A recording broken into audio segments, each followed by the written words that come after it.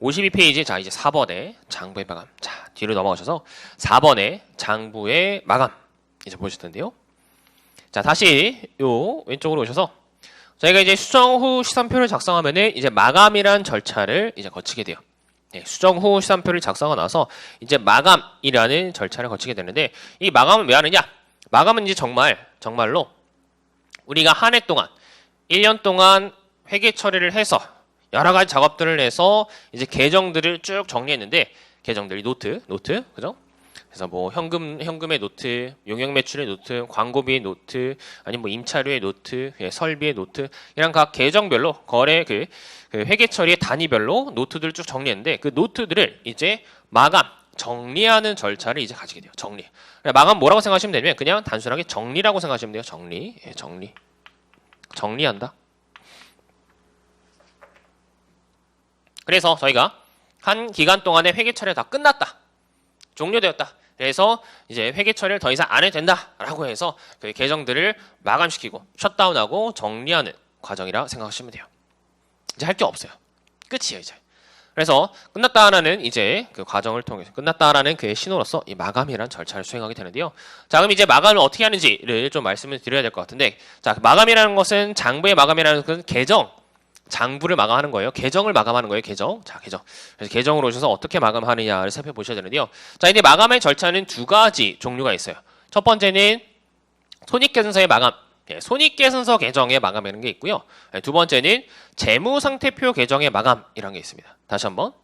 자, 저희가 마감을 그냥 단순하게 동일하게 하는 것이 아니라 각 계정별로 좀 다르게 하는데 첫 번째는 손익계산서 계정의 마감. 자, 손익계산서라는 것은 저희 수익과 비용이 표시가 되죠. 그죠? 예, 손익계산서에는 수익과 비용이 표시가 되는데 그 수익과 비용을 마감하는 절차가 이제 따로 있고요. 그 다음에 재무상태표 계정의 마감이 따로 있는데 재무상태표 계정에 뭐가 표시가 되죠? 자산부채 자본. 그죠? 자산부채 자본. 자산부채 자본의 마감의 절차가 또 따로 있어요. 그래서 계정에는 저희 재무상태표 계정, 자산부채 자본과 그 다음에 손익계산서 계정, 수익 비용이 있는데 근데 그 각각의 그 계정들, 자산부채 자본의 계정들의 마감과 그 다음에 수익 비용의 마감 절차가 서로 다르다라는 거예요. 네. 왜 다른지는 뒤에서 설명을 드릴 테니까 그거는 이제 좀 이따 말씀드릴 거고 여기서 일단 다르다라는 거 저희가 그 교과서 내용을 보시면은 괄호 1번에는 손익계산서의 마감부터 이렇게 정리가 되어 있고 그 다음에 괄호 2번 오른쪽에 괄호 2번에는 재무상태표 계정의 마감이 정리가 되어 있으니까 이 두 녀석을 이제 따로따로 한번 배워보도록 할게요. 자, 그래서 손익계산서의 계정의 마감부터 좀 보실 텐데요. 자, 손익계산서 계정은 아시다시피 수익과 비용이다. 자, 수익과 비용을 마감은 어떻게 하는지 살펴보도록 할게요. 어떻게 하는지 살펴보기 전에 일단 왜 하는지부터 말씀을 드리도록 할게요. 자, 수익과 비용. 자, 보시면은 첫 번째 줄. 자, 포괄 손익계산서. 손익계산서의 계정의 마감이란 마감글을 통해서 손익계산서 계정의 잔액을 0으로 만들어서 기간의 장부를 정리하고 차기 거래를 기록할 수 있는 상태로 만드는 절차이다. 자, 그게 마감의 절차의 과정 정의가 나와 있고요. 자, 그럼 마감 절차를 왜 하느냐? 자, 그 녀석도 이제 또 중요한데요. 마감 절차가 필요한 이유 뭐냐? 포괄 손익계산서 계정은 즉 수익과 비용은 보고기간마다 발생한 수익과 비용을 합계하고 그 기간에 귀속시켜 성과를 평가하기 위한 임시 계정이다. 다시 한번 저희가 마감 필요한 이유, 마감 절차를 왜 하느냐? 즉 포괄 손익계산서의 그 잔액들을 왜 다 0으로 만들어서 이 계정들을 없애느냐? 왜냐면 수익과 비용은 뭐냐면 한 기간 동안의 경영 성과를 측정하기 위해서 수익 자본의 증가와 자본이 감소한 원인이 뭔지를 파악하기 위한 임시 계정일 뿐이기 때문이에요. 자, 이게 갑자기 무슨 얘기냐면 저희 예전에 뭐 예전도 아니죠? 전전 시간쯤 저희가 경영 성과를 측정하기 위해서는 어떠한 것을 경영성과로 정의를 해야지 이 경영성과가 올바르게 측정될 거냐를 이제 고민해봤었어요. 그죠? 근데 경영성과를 측정하기 위해서는 일단 경영성과는 자본의 증감이 바로 경영성과의 측정의 올바른 측정치가 될 거다. 이렇게 설명드렸고요. 그 다음에 이 자본의 증가가 그냥 단순히 자본의 증가가 아니라 손익거래에 의한 즉 주주 이외의 제3자와의 거래. 그걸 저희 손익거래라고 하죠. 그죠? 주주와의 거래는 자본거래, 그 다음에 주주 이외의 제3자와의 거래는 손익거래라고 하는데 이 주주 이외의 제3자와의 거래에서 저희가 막 열심히 거래가지고 자본이 증가한 것을 저희가 이렇게 경영성과라고 불렀었어요. 그죠? 그래서 이렇게 경영성과라고 불렀고, 따라서 이 주주 이외의 제3자와의 거래에서 발생한 자본의 증가를 이제 경영성과로 불러서 그 녀석을 측정하셔야 되는데, 근데 이 측정하는 방법은 또 두 가지가 있었죠. 첫 번째는 자본접근법이라는 게 있었고, 그다음에 두 번째는 거래접근법이라는 게 있었어요. 그리고 자본접근법에 의해서 측정하게 되면은 그 자본접근법에서 측정한 금액이 경영성과가 얼마의 금액으로 어떠한 원인으로 구성이 되어 있는지 알 수가 없다는 단점이 있었어요. 따라서 저희가 이 경영성과를 측정하기 위해서는 이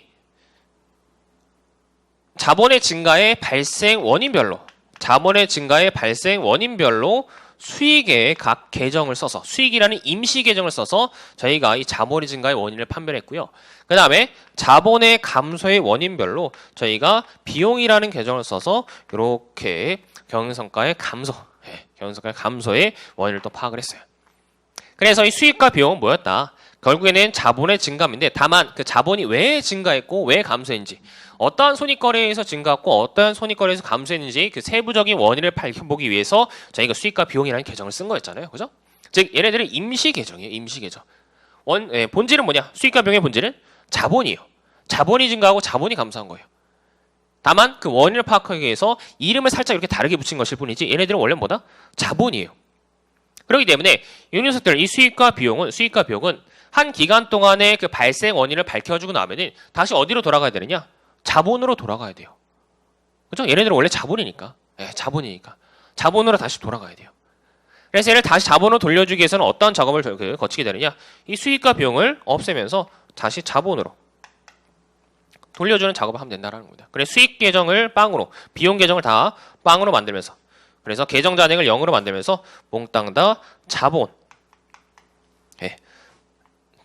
안에 이익잉여금이라는 계정으로 저희가 이렇게 마감을 하게 돼요. 이익잉여금이라는 계정으로 이 금액들을 다 마감시키게 돼요. 그래, 정리해보면은, 자, 회사의 경영성과라는 것은 손익거래에서 발생한 자본의 변동이다. 근데 그 자본의 변동, 경영성과를 측정하기 위해서, 그리고 그 발생 원인을 밝히기 위해서 저희가 그 자본의 증가는 수익, 자본의 감소는 비용이라는 임시 계정을 써요. 수익 안에는 뭐 용역 매출, 이자 수익, 그 다음에 임대료, 막 이런 여러 가지 그 계정들이 들어갈 수가 있고, 이 비용 안에는 뭐 임차료, 광고비, 그 다음에 또 뭐가 있을까요? 뭐 급여, 전기세, 수도세, 막 이런 여러 가지 계정들이 들어갈 수가 있어요. 어쨌든 그렇게 수익과 비용을 발생 원인을 밝히기 위해서 임시로 사용한 계정이다. 수익과 비용은 발생의 원인, 경영성과의 발생 원인을 판별하기 위해서 임시로 사용한 계정이다. 그러면 이제 임시로 사용했기 때문에 그 한 기간 동안의 발생 원인을 밝혀주고 나면 얘네들은 0으로 돌아가야 돼요. 그래야지 그 다음 연도에 저희가 또 수익과 비용 측정할 때 다시 제로 베이스에서부터 다시 측정할 수가 있어요. 그죠? 그래서 얘를 0으로 돌려주면서 이 녀석들의 원래 본질인 자본으로 되돌려주는 그러한 과정을 저희가 손익계산서 계정의 마감이라고 부른다는 겁니다. 손익계산서 계정의 마감이라고 불러요. 그래요? 예. 그래서 손익계산서의 계정의 마감은 왜 하느냐? 다시 두 번째 문장 읽어보도록 할게요. 자, 두 번째 줄의 맨 마지막 줄. 자, 마감 절차가 필요한 이유는 손익계산서 계정은 보고기간마다 발생한 수익과 비용을 합계하고 그 기간에 귀속시켜서 성과를 평가하기 위한 임시계정이다. 그 기간 동안에 발생한 수익과 비용이 얼마인지, 그 기간 동안에 발생한 경영성과가 얼마인지, 그 기간 동안에 대해서만 그 발생 원인을 표시하기 위한 임시계정이기 때문에 그래요. 그래서 그 임시 계정으로서의 역할을 다 수행하고 나면은 그 녀석의 본질인 자본으로 다시 돌아가게 되는 거죠. 자본으로 다시 돌아가게 되는 거예요. 그죠? 그래서 수익과 비용의 탈을 쓰고 있었지만 이 녀석을 다시 벗겨보니까 자본이라는 본질이 있었다. 그래서 자본으로 이렇게 샥 되돌아가게 되는 거예요. 맞죠? 자, 그래서 이렇게 정리하시면 되고요. 그래서 이렇게 마감 절차를 어떻게 하냐? 다시 첫 번째 문장을 읽어보도록 할게요. 자, 첫 번째 문장. 자, 포괄손익계산서의 마감이란 마감 분기를 통해 포괄손익계산서 계정의 잔액을 0으로 만들어서 그 기간의 장부를 정리하고 그 다음에 차기 거래를 새로이 기록할 수 있는 상태로 만드는 절차. 그래서 다시 리셋해서 이 금액들을 자본에 다 이렇게 쏘르륵 집어넣는 그런 작업을 하는 절차다라는 겁니다. 자, 근데 이러한 마감 분기, 포괄손익계산서의 마감은 어떻게 하느냐?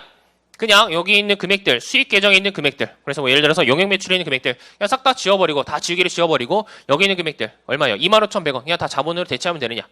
반대로 비용에 있는 계정들, 비용에 있는 남아있는 금액이 300원이니까 300원은 다 지워버리고 그냥 300원의 금액을 자본으로 다 대체해버리면 되느냐?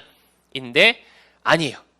언제나 언제나 이 회계상의 거래 아니면은 회계상의 절차들은 모두 다 분계의 형태를 띄우면서 수행하셔야 돼요. 분계의 형태로 저희가 이 계정들을 관리하셔야 돼요. 안 그러면 어떠한 금액이 어디서 나왔는지 추적을 할 수가 없기 때문에 언제나 이 회계상의 절차들, 그 다음에 회계상의 계정에 쓰이는 금액들은 분계의 금액을 통해서, 분계의 절차를 통해서 전개하는 방식으로 저희가 금액들이 결정이 돼야 돼요. 금액들이 기입이 돼야 돼요. 그래서 역시 마찬가지로 이 마감의 절차도 그냥 하는 것이 아니라 분계를 통해서 한다라는 겁니다. 분계. 그죠? 예. 조금 번거롭지만 분계 과정을 통해서 수행하게 돼요. 자, 그래서 분계 어떻게 해야 되는지 좀 말씀드리면, 자, 그래서 그 분계를 저희가 이제 마감 분계라고 하는데요. 마감 분계. 자, 마감 분계 어떻게 하느냐? 수익 계정과 비용 계정을 0원으로, 빵원으로 잔액을 맞추는. 그래서 자본을 대체하는 그런 마감 분계 어떻게 하느냐? 자, 먼저 간단해요. 일단 기본적인 개념은 수익 계정의 잔액과 비용 계정의 잔액을 0으로 만들면 돼요. 다시 한번 수익 계정의 잔액과 비용 계정의 잔액들을 빵원으로 만들면 돼요. 자, 근데 잔액이란 건 뭐냐면, 잔액이라는 것은 증가한 금액에서 감소한 금액 빼면 되죠. 그죠? 증가한 금액에서 감소한 금액 뺀 게 잔액이에요. 그래서 수익 계정을 보면은 증가한 금액이 얼마냐면은, 증가한 금액이 26,000원이요. 그죠? 감소한 금액은 900원이요. 그죠? 그러면은 이렇게 수익과 비용의, 죄송해요. 대변과 차변의 금액, 증가한 금액과 감소한 금액을 퉁쳐보면은 잔액이 25,100원이 되겠죠. 그죠? 근데 그 25,100원의 잔액을 0원으로 맞춰주기 위해서는 어떠한 작업을 수행해야 될까를 곰곰이 생각해 보시면은, 지금 증가한 금액이 26,000원이고 감소한 금액이 900원인데 여기 감소한 금액에 25,100원을 더 써주면은 이 증가한 금액과 감소한 금액이 같아져서 이 계정 잔액이 빵원이 되겠죠. 그죠? 계정 잔액이 빵원이 될 거예요. 그래서 저희가 추가적으로 할 마감 분계는 어떻게 일단 먼저 수행이 되느냐? 여기에 25,100원 만큼의 금액이 쓰일 수 있도록 분계를 차변 쪽에 용역매출이라는 계정 이렇게 25,100원을 차변 쪽에 써야죠. 원래는 이게 25,100원 여기 먼저 쓰여가지고 이 25,100원을 쓴 다음에 용역매출이라는 회계처리를 하는 것이 아니라, 자, 이 용매출의 계정 잔액이 25,100원이라는 걸 알았으면은 그 25,100원만큼의 계정 잔액을 없애주기 위해서 수익 금액의 차변 쪽에, 수익 금액을 차변 쪽에, 그럼 수익 금액이 줄어들게 되죠. 수익 금액을 차변 쪽에 이렇게 써주게 된다는 겁니다. 그래요? 예. 그래서 그 수익 금액을 차변 쪽에 써주는 방식으로 이렇게 저희가 회계 처리를 수행하고요. 근데 이렇게 그냥 용역매출을 25,100원을 차변 쪽에만 써주면은 이 대차평균의 원리가 안 맞죠. 그죠? 분계를 하려면 이 대변 쪽에도 뭔가 25,100원을 써주셔야 되는데요. 25,100원. 여기에 써줄 이 대변 쪽에 쓰일 금액을 저희가 이 금액을 뭐라고 부르느냐? 집합손익이라고 불러요. 집합손익. 집합손익. 듣도 보도 못한 이 계정이 갑자기 어디서 튀어나오느냐? 이게 의아하실 수 있는데, 이 집합손익이란 계정은 그냥 임시계정이에요. 임시계정. 저희가 기말에 결산하기 위해서 그냥 한번 써본 쓰는 임시계정이에요. 가계정이라고 부르죠. 가계정. 그래서 저희가 이 손익계산서 계정을 마감하기 위해서 임시로 또 만드는 하나의 공책이에요. 그래서 차변 쪽에 수익의 감소, 용역매출, 그 다음에 대변 쪽에는 이가 뭔진 모르겠지만 그냥 집합손익이라는 25,100원의 계정을 쓰시면 돼요. 그래요? 예. 자, 그리고 나서 뭘 하시면 되느냐? 전기하시면 돼요. 자, 이러한 마감 분계, 수익을 마감시키는 분계를 하고 나서 역시 분계는 분계로 끝나는 것이 아니라 전기를 하셔야 된다. 자, 전기 해보시면은, 자, 일단 용역매출 계정은 용역매출의 차변 쪽에 그대로 써주시면 돼요. 그래서 25,100원 써주시면 되는데, 근데 여기서 중요한 것은 그 상대 계정에 뭘 쓴다?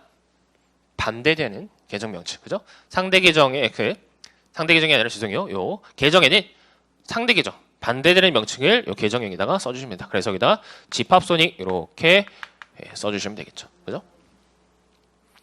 자, 그 다음에 집합손익 이 금액도 전개해 주셔야 돼요. 그래서 어떻게 하냐면 집합손익이라는 노트를 또 하나 만들어요. 계정을 하나 또 만들어요. 그래서 이 집합손익 계정을 만들어서 집합손익의 대변 쪽에 대변 쪽에 25,100원 이렇게 써주시고 그래서 이 녀석을 용역매출 상대 계정의 용역매출 이렇게 써주시면 되겠다. 그죠? 또 전기 해주시면 돼요. 자, 그래서 수익 계정의 마감 절차 어떻게 하느냐? 자, 수익 계정의 잔액을 빵원으로 만들 수 있게 수익 계정을 감소시키는 금액을 차변 쪽에 회계 처리하시고, 그다음에 그 상대 계정에는 집합손익이라는 임시의 가계정을 써서 얘가 뭔지 모르셔도 돼요. 그냥 이런 녀석들이 있구나, 이런 녀석이 있구나라고 그냥 생각하시면 되고 이런 집합손익을 써서 그래서 그 똑같은 금액을 대변 쪽에 써주시면 돼요. 그럼 이제 이렇게 회계 처리, 마감 분계를 절차를 한 다음에 그 다음에 이 마감 분계를 통해서 전기를 해보시면은 이 용역매출 금액이 용역매출 계정으로 차변으로, 그 다음에 집합손익 금액은 집합손익이라는 노트를 따로 만들어서 집합손익 계정의 대변으로 이렇게 적어주시면 됩니다.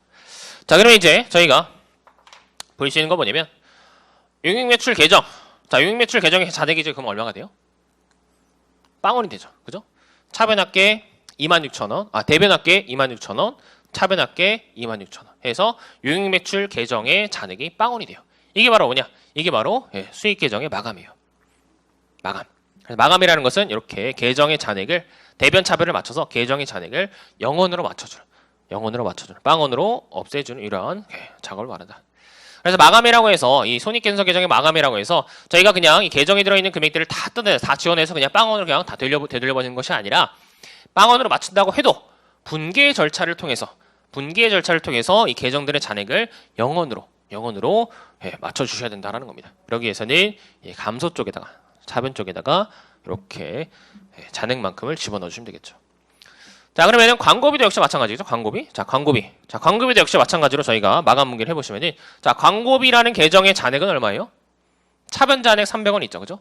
증가 300원, 감소 200원. 자, 비용은 차변 쪽이 증가하고 그다음에 대변 쪽이 감소이기 때문에 비용의 증가 500원, 감소 200원이므로 지금 잔액이 300원이 있어요.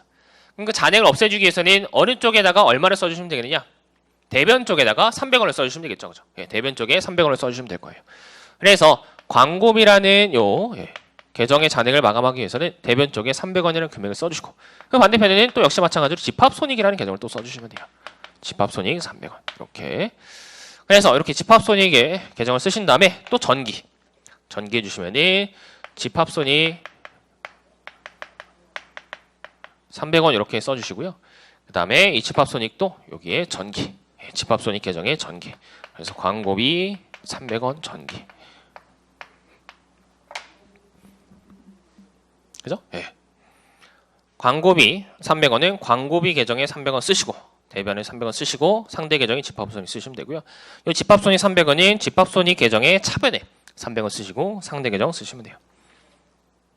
자, 이러한 이제 회계 처리를 마감 회계 처리를 수행해서 전개하게 되면은 자, 일단 광고비 계정 잔액이 빵원이 되죠, 그죠? 대변합계와 차변합계가 동일해서 잔액이 빵원이 되고요. 그 다음에 집합손익 계정에는 비용 금액이 이렇게 차변 쪽에 쓰이게 돼요. 그래서 저희가 이렇게 해서 저희가 마감 분계를 통해서 손익계산서 계정들의 금액들을 다 마감하게 되면은 이제 손익계산서 계정의 잔액들은 다 빵원이 돼요. 그죠? 손익계산서 계정들의 잔액들은 다 0원이 돼요. 그래서 이제 손익계산서 계정들은 다 사라졌으니까 이제 신경을 안 쓰셔도 되고 이제 집합손익이 남게 되는데요. 집합손익. 자, 이 집합손익 금액은 뭐냐? 집합손익 금액은 잠깐 살펴보시면은 이 대변 쪽에는 수익 금액들이 이렇게 주르륵 쓰이게 되고요. 그죠? 수익 금액들이 다 이제 집합손익으로 몰려들게 돼요. 그 다음에 손익계산서의 비용 계정에 마감하게 되면은 집합 계정의 비용 계정들이 다 차변 쪽에 이렇게 몰려들게 돼요. 집합손익 계정은 회사가 벌어들인 수익과 비용, 회사의 경영성과에 해당하는 수익과 비용들을 다 한 곳에 집합시키는 가계정이다라고 생각하시면 돼요. 그죠? 마감 분계를 통해서 저희가 이런 수익 금액들을 다 마감치면은 그 수익 금액들이 집합손익의 대변 계정에 쭉 쓰이게 될 거고요. 비용 계정들 역시 마찬가지로 차변 쪽에 이렇게 주르륵 이제 쓰게 될 거여서 그래서 이 집합손익 금액을 보면은 대변 쪽의 수익, 차변 쪽의 비용 이렇게 금액들이 쭈룩 다 쓰이게 될 거다. 즉 회사 전체의 수익과 비용을 하나의 그 계정에 묶어놓은 거, 집합시켜놓은 게 바로 이 집합손익 계정이에요. 그래요?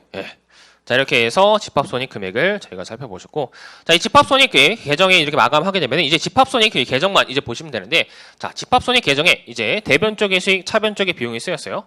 그럼 이제 대변 쪽의 수익 금액과 차변 쪽의 비용 금액, 이 두 개의 금액을 통해서 잔액을 계산해 보시면은 이 회사의 단기 순이익을 알 수가 있어요. 다시 한번. 자, 집합손익의 대변 쪽의 금액, 얘는 수익이 합계예요. 네, 집합손익의 차변 쪽의 금액, 얘는 비용이 합계예요. 그래서 수익 금액의 합계와 차변 쪽의 비용 금액의 합계, 이 두 개의 금액을 빼보시면 차이를 구해보시면 수익 금액이 큰 만큼 이 회사의 단기 순이익, 이익을 계산할 수 있겠죠. 그죠? 수익 빼기 비용이 뭐예요? 단기 순이익이죠. 그죠? 네, 그렇기 때문에 수익 빼기 비용을 통해서 회사의 이익을 계산할 수 있다. 어디서? 이 집합손익 계정에서. 그죠? 그래서 이 대변 잔액, 회사가 이익을 냈으면 이 대변 잔액이 더 클 텐데요. 네, 대변 합계 그리고 차변 합계 인수능력의 차이가 대변 잔액이 나올 텐데, 이 대변 잔액이 나오면은 회사의 이익이 얼마인지, 회사의 이익이 얼마인지 계산할 수 있다라는 겁니다. 그래요? 네. 자, 그래서 이렇게 해서 저희가 집합손익의 의미에 대해서, 이 집합손익에는 회사의 모든 수익과 비용이 한 계정에, 눈에 딱 보이게 한 계정에 모아놓은 임시 계정이다. 한 회사의 모든 수익과 모든 비용을 한 계정에 모아놓은 그런 임시 계정이다라는 거 말씀드렸고, 집합손익 계정을 보시면은 회사의 이익이 얼마나 나는지를 요 대변과 차변의 차이를 통해서 계산할 수 있다. 자, 이런 거 말씀드렸어요. 자, 그리고 나서 이제 마지막으로 뭘 해야 되느냐? 이 끝이 아니에요. 또 뭘 해야 되느냐? 자, 이렇게 해서 이 집합손익 계정에는 대변 쪽의 수익 금액들과 그 다음에 차변 쪽의 비용 금액들이 쭉 이제 쓰이게 돼요. 이렇게. 그럼 이 집합손익 계정 그대로 이렇게 해서 수익 비용 계정들을, 수익 비용 금액들을 남겨놓느냐? 그것이 아니라 이렇게 집합손익 계정들의 수익과 비용이 얼마인지 합산해 보면은, 정리해보고 나서 이 수익 금액을 이제 손익 금액, 이익 금액을 이제 자본으로 대체를 해야 돼요. 다시 한번. 이렇게 수익 빼기 비용 하면은 회사 이익이 얼마인지 이제 계산이 돼요. 그 이익 금액 그냥 집합손익 계정에 남겨놓느냐? 그게 아니라 아까도 말씀드렸다시피 이 수익과 비용의 본질은 뭐다? 수익과 비용의 본질은 뭐냐면 자본이요. 자본이기 때문에 요 수익과 비용 금액들을 이제 얼마만큼 수익이 발생했고 얼마만큼 비용이 발생했는지 알았으니까 정리 한번 해보고 나서, 그래서 뭘 한다? 저희가 자본으로 대체를 하셔야 돼요. 자본으로. 그래서 자본으로 대체하는데 그 자본의 이 명칭이 뭐냐면 이익잉여금이에요. 이익잉여금. 그래서 이익잉여금이라는 계정을 따로 설정하셔서 그 이익잉여금이라는 계정에 저희가 그 자본의 자본 금액에 대체를 하셔야 돼요. 그래서 저희가 이제 노트를 또 하나 만들어요. 자, 이쪽으로 오셔서 노트. 이익잉여금. 자, 이익잉여금이라는 노트를 이렇게 만들어서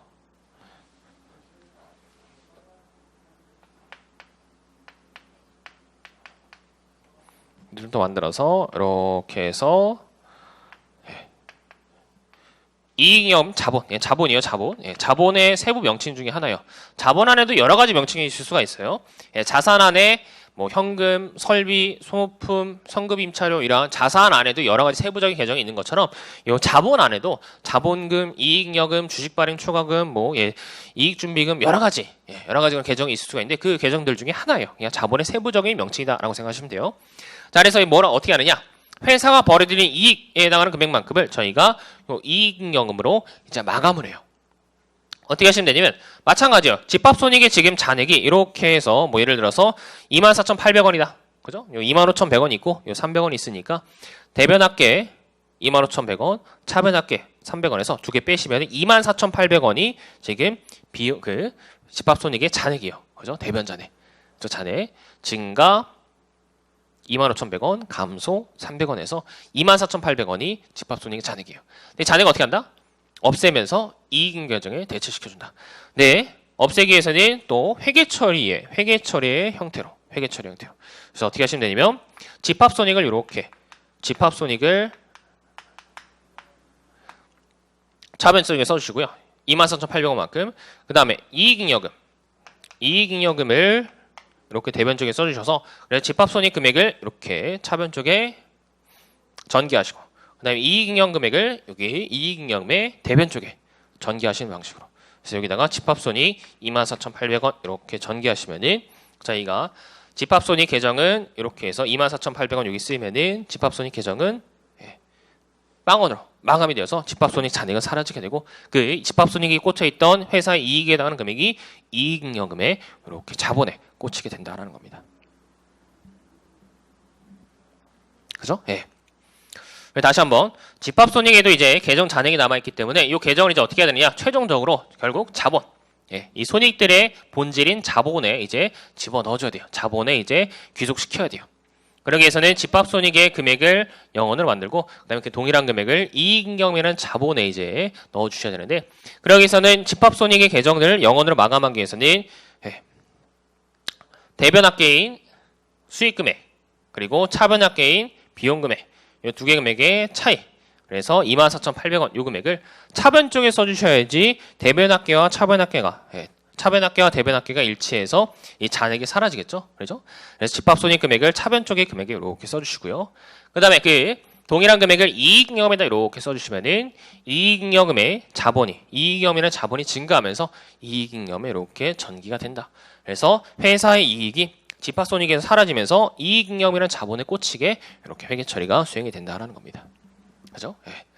그래서 거기 그림 2-11번에 보시면은 집합손익 금액이 이익잉여금이 이렇게 마감이 되는 그런 절차를 이제 수행하시면 되는 거예요. 집합손익의 계정에 수익과 비용의 이제 잔액들을 다 합산하셔서 회사의 이익 금액을 그 집합손익 차변에 이렇게 회계 처리하시고, 그다음에 대변의 이익잉여금 이렇게 회계 처리하셔서 차변 집합손익 금액은 집합손익의 여기 차변 쪽에다 쓰면서 집합손익 잔액을 없애시고, 그다음에 이익잉여금 금액은 이익잉여금 계정에 전개하셔서 이렇게 이익잉여금의 자본을 늘려주시면 되겠다. 그죠? 이익잉여금 자본을 대변 쪽에 쓰시면은 자본의 증가. 자, 이렇게 해서 저희가 포괄손익계산서 계정을 마감을 했어요. 포괄손익계산서 계정을 마감했다. 그래서 이 손익계산서 계정을 손익계산서 계정 마감, 즉 수익과 비용의 마감은 저희가 결국에 뭘 한 거냐면 회사의 모든 수익 계정과 모든 비용 계정을 잔액을 빵으로 만든 다음에 그 잔액들을 다 끌고 모아서 어디에 집어넣는 거냐? 여기 이익잉여금이라는 자본에 이제 집어넣는 거다. 수익과 비용 전체 금액을 자본에다 이렇게 대체시키는 작업을 한 거다. 여기 바로 수익과 비용 계정의 마감의 절차예요. 그래서 뭐 이게 절차는 어려 보이지만 결국 뭐냐면 그냥 수익금액 여기다 수익금액하고 비용금액 쭉 퉁쳐가지고 회사 이익이 얼마인지 계산한 다음에 그 이익금액 여기다 그냥 자본에다가 집어넣는 절차 한 건데, 다만 그것을 이제 분계 형태로 분계하고 전개하고 분계 형태로 그리고 전기의 형태로 이걸 갖다 금액을 이제 이렇게 옮겨졌다 보니까 할 게 좀 많아 보이는 거지, 실제로는 그냥 여기 있는 25,100원하고 여기 있는 300원하고 그 수익 비용 다 합쳐가지고 또 뭉쳐서 이익잉여금에 꽂아주는 그러한 작업을 한 것일 뿐인데, 절차가 조금 어렵다 보니까 이게 좀 혼동이 되는 것처럼 보일 수도 있다. 하지만 그 본질의 그 의미 자체는 어렵지가 않아요.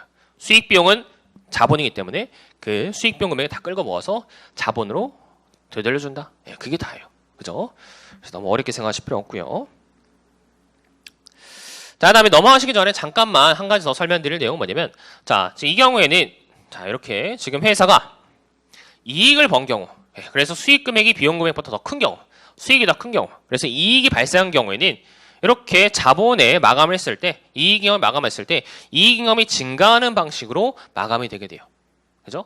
이익이 발생하면, 회사에 이익이 발생하면은 이렇게 집합손익의 대변 계정이 더 크고, 그래서 그 대변 잔액이 이제 이익잉여금의 대변에 꽂히게 돼 그러한 마감을 하게 돼요. 근데 만약에 회사가 별로 돈을 못 벌어서 실적이 별로 안 좋아서 오히려 비용이 더 크다. 수익은 작고 비용이 더 크다. 그래서 비용이 더 커서 그래서 집합손익 계정에 차변 잔액이 나타난다. 그럼 어떻게 되느냐?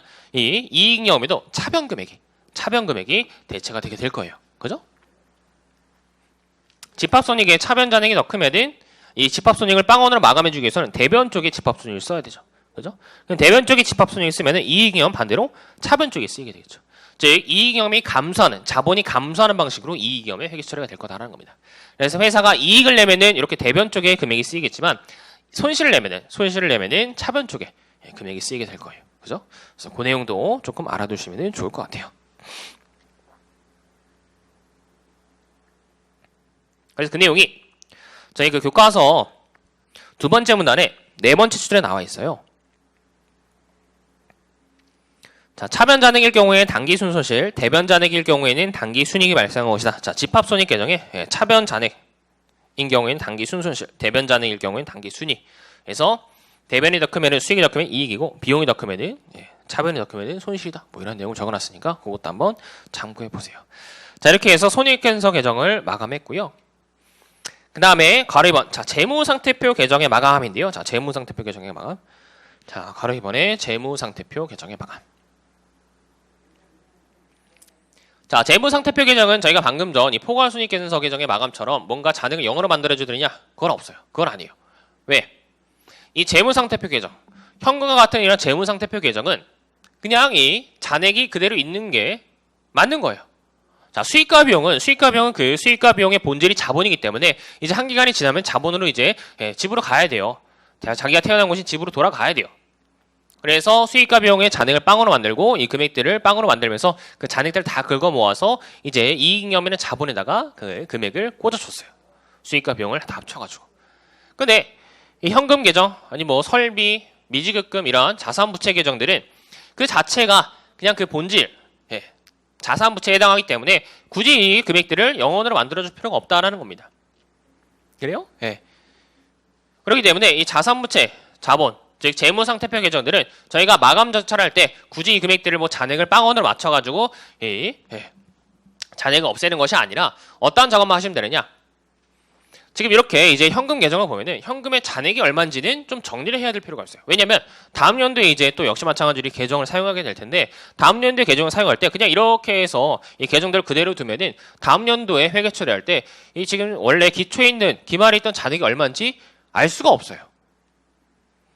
그래서 지금 현금을 갖다가 이제 9월달에 이렇게 이제 쭉 거래를 하고 나서 이제 10월달이 되면은 10월달에 이제 현금이 얼마가 있었는지를 좀 저희 볼 필요가 있는데 근데 이렇게 그냥 쭉 써놓고 아무것도 안 하게 버리면은 9월 30일 또는 10월 1일에 이 현금이 얼마가 있었는지를 알 수가 없다라는 겁니다. 그래서 이렇게 자산과 부채의 잔액이 얼마가 있는지를 알아보기 위해서 정리하는 작업. 다시 한번 이 자산이나 부채나 자본이나 이 재무상태표 계정의 잔액이 얼마가 남아있는지를 위해서 알아보는 작업. 그걸 저희가 재무상태표 계정의 마감이라고 해요. 그게 뭐냐면 이런 거예요. 간단해요. 자, 현금 계정 이걸 예를 들어보면 자, 현금이 지금 차변 쪽에 17만 원이 쓰였어요. 그렇다는 얘기는 현금이 기중에 17만 원만큼 증가했다는 얘기죠. 그죠? 그다음 현금이 대변 쪽에 97,000원이 쓰였어요. 그죠? 쭉 더해보시면 이게 97,000원이죠. 그래서 현금이 대변 쪽에 97,000원 쓰였다는 얘기는 97,000원만큼 감소했다는 얘기예요. 그래서 17만원 증가하고 97,000원 감소했으면은 그러면은 9월 30일 요 시점에 지금 장부에 남아있는 이 현금의 잔액은 얼마일까요? 73,000원. 그죠? 73,000원이 되겠죠. 그래서 그게 지금 9월 30일 현재 시점에 기말 시점에 현금에 남아있는 잔액이 73,000원이다라는 것을 저희가 표시해주기 위해서 이제 내일부터 또 10월 1일부터 이제 회계 처리 나갈 때 기말이 이제 회계 처리 다음 연도 초에 회계 처리 나갈 때 그때 이제 현금 잔액이 얼마다라는 것을 이제 알아보기 쉽게 하기 위해서 정리하는 작업을 저희가 한다. 근데 어떻게 하느냐? 이거는 분계 형태로 할 필요가 없이 그냥 분계 형태로도 할 필요 없이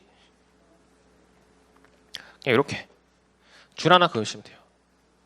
아, 이게 아니구나.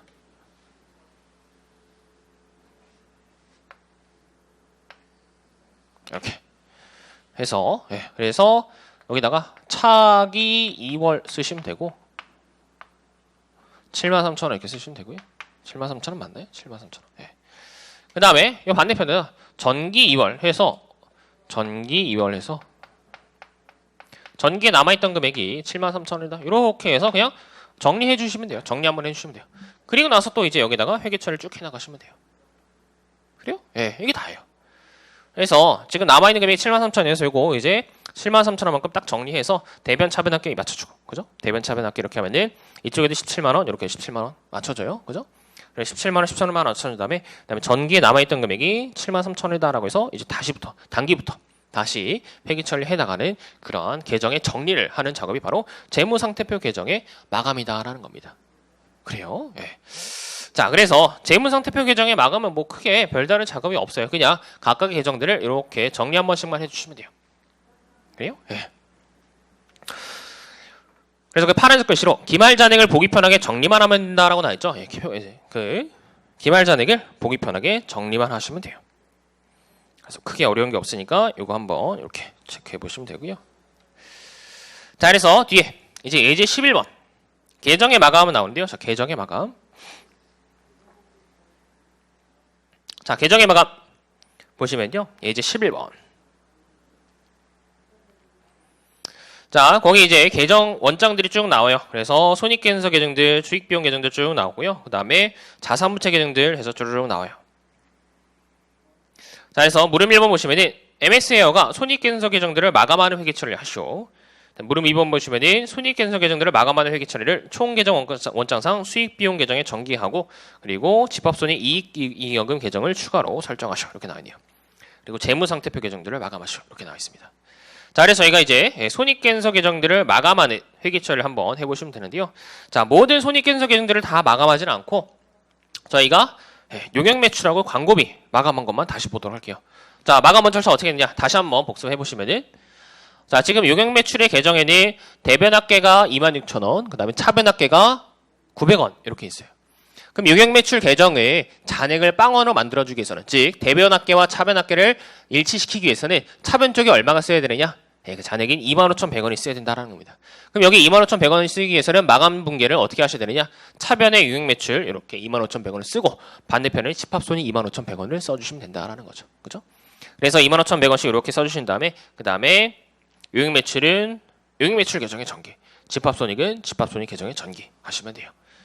그다음에 비용 계정도 역시 마찬가지죠. 비용 계정들도 저희 광고비, 급여, 임차료 이러한 계정들도 역시 마찬가지로 쭉 이제 전개하시면 돼요. 그래서 비용 계정들은 차변의 집합손익, 대변의 비용. 그래서 비용 계정들도 다 잔액을 빵원으로 마감시켜 주시면 돼요. 그래서 광고비는 300원, 급여는 4,000원, 임차료는 2,000원 이렇게 나와있네요. 그죠? 자, 그래서 이렇게 해서 광고비까지 마감해 주면은 집합손익이 이제 수익과 비용 계정이 얼마가 쓰이게 되느냐? 자, 집합손익. 자, 이제 비용들이 조금 더 많이 등장했으니까 집합손익 계정에 쓰이는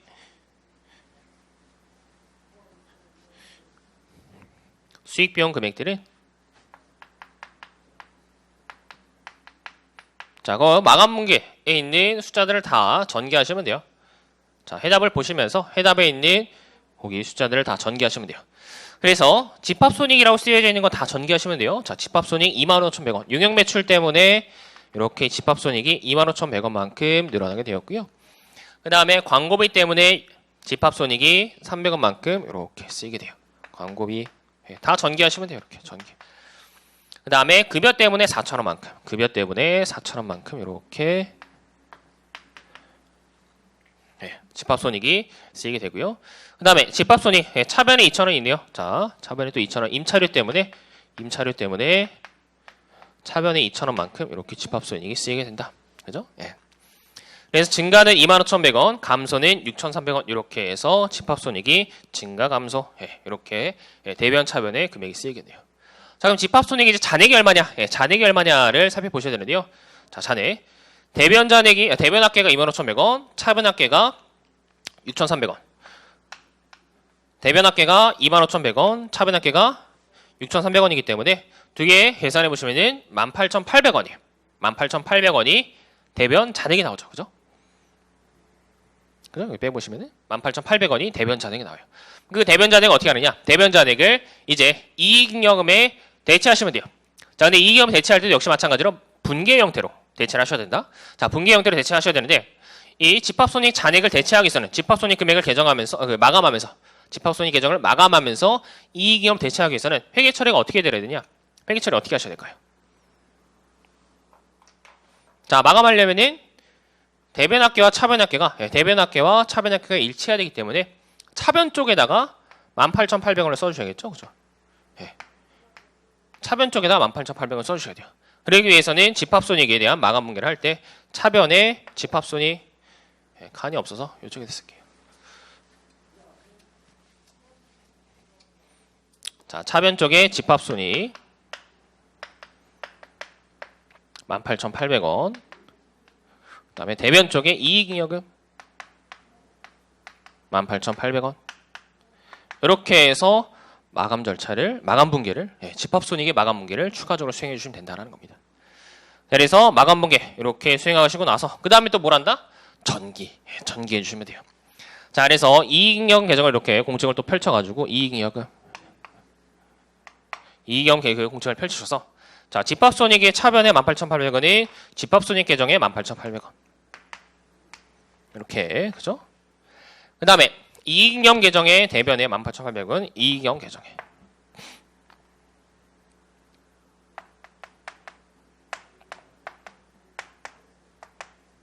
이렇게. 그죠? 예. 자, 그래서 이렇게 해서 저희가 집합 손익 계정도 마감 절차를 통해서 마감 분기를 통해서 잔액을 빵원으로 만들고, 그래서 이렇게 하면은 지금 차변합계와 대변합계가 25,100원으로 일체이죠. 그죠? 그래서 잔액이 사라지게 돼요. 잔액이 사라지게 돼요. 그죠? 증가, 감소, 합계가 동일해서 잔액이 사라지게 되고, 그 금액을 이익인 경우에 자본의 증가로 저희가 회계 처리를 해주신다라는 겁니다.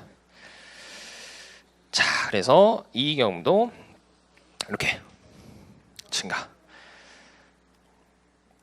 근데 결국 저희가 한 거 뭐냐면 이 손익계산서 계정들의 금액들을 쭉 다 뽑아서, 다 뽑아서. 그래서 용역 매출은 25,100원, 그 다음에 각가지 비용들을 6,300원 이렇게 다 뽑아서 회사 이익이 18,800원이기 때문에 그걸 갖다가 다 한꺼번에 한번 정리해 본 다음에 그 금액을 이익 경험에 그냥 대체하는 작업을 분계 과정을 통해서 하다 보니까 조금 힘들어 보이는 것일 뿐이지, 그냥 금액들을 이익들을 정리해 보는 과정을 수행해 본 거다. 너무 어렵게 생각하실 필요가 없어요. 그래서 이렇게 힘들게 하는 것은, 분계를 통해서 하는 것은 저희가 이제 오류를 없애기 위해서 이렇게 분계 절차를 통해서 하는 거고, 실제로 이제 금액이 어떻게 이제 돌아가는지, 그래서 어떤 금액들이 어떻게 정리가 되어서 어떻게 꽂히는지 개념적으로 생각해 보시면 그렇게 어려운 게 아니니까 쉽게 이해하시면 될 것 같아요. 자, 이렇게 해서 손익계산서 계정들의 마감 보셨고요. 그 다음에 재무상태표 계정들의 마감은 저희가 방금 전에 보신 것처럼 이렇게 그냥 잔액들, 계정들의 잔액들만 저희가 살펴보시면 되기 때문에 굳이 저희가 별도로 이 작업을 수행해 보진 않을게요. 그죠? 그래서 거기 그냥 해답을 보시면은 현금 계정, 자본금 계정, 뭐 설비, 자산 계정 이런 계정들을 잔액들을 쭉 한번 살펴본 다음에 그 잔액들을 전기 2월 금액대로 이렇게 넘기는. 그래서 전기에서 2월 받았다. 그래서 전기에서 잔액이 얼마였다라는 것을 정리해보는 그냥 과정만 거치시면 되므로 요 녀석들을 한번 직접 해보시면, 몇 개만 한번 해보시면은 크게 어렵지 않게 이해하실 수 있으실 것 같아요. 자, 이렇게 해서 마감 절차까지 저희가 이제 정리해서 끝냈고요. 자, 그 다음에 이제 하실 일은 뭐다? 그 다음에 하실 일은 정산표 이제 작성하시고, 그 다음에 재무제표를 작성하셔야 되는데, 이 정산표를 작성하고 이제 최종적으로 재무제표, 즉 재무상태표와 손익계산서 어떻게 만드는지를 잠시 쉬었다가 다음 시간에 또 보도록 하겠습니다.